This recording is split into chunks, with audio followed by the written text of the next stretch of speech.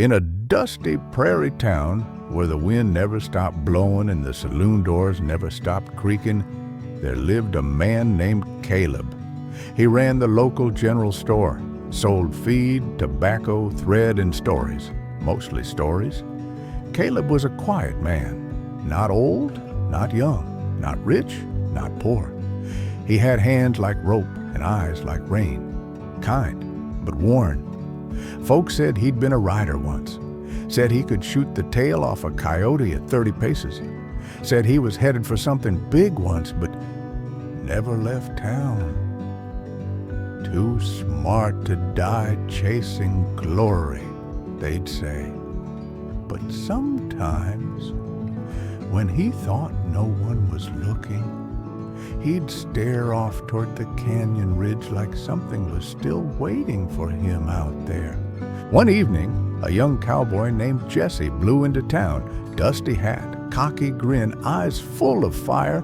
He was bold, reckless, brave, and loud. He burst into the store looking for ammunition, rope, and a little respect. "You Caleb?" he asked.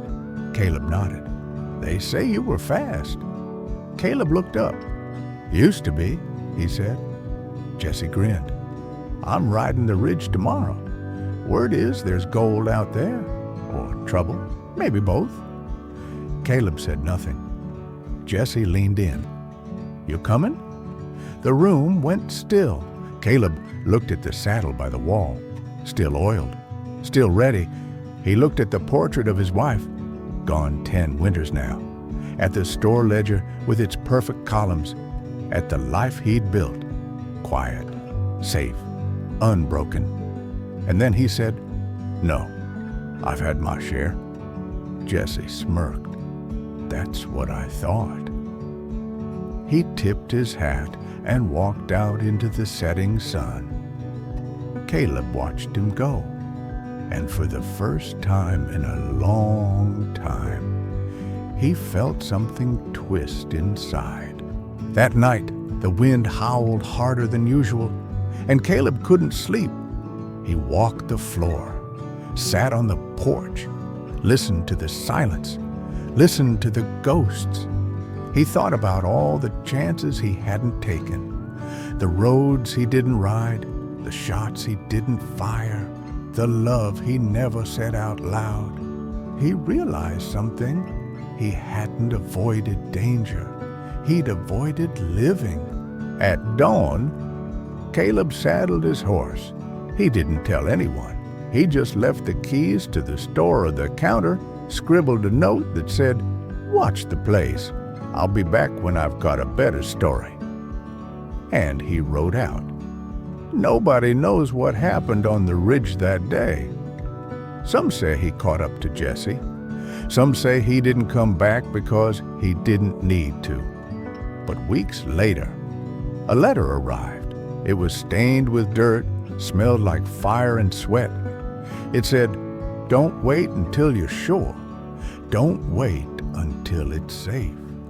Ride now. Risk now. The trail's only real when your heart's in it." This story, it's not about cowboys. It's about you. Because some of us, we've built safe lives. We've made the smart moves.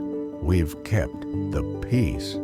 But inside, we've stopped moving. And that voice, that one whispering, "What if?" in the quiet, that's not your doubt. That's your spirit trying to come back to life. Here's the truth. The greatest danger isn't failure, it's regret. You can fall and heal. You can lose and rebuild. But the road you never ride, that one follows you forever. So ask yourself right now, what have you been waiting for? The right time? The right sign? The right version of yourself? It's not coming, but you can. You can ride. Not because it's safe, not because you're ready, but because it's yours.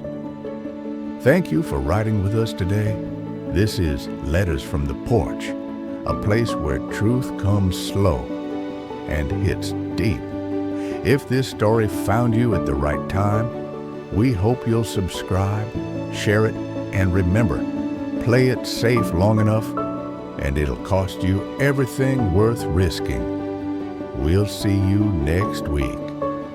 Until then, don't wait, ride.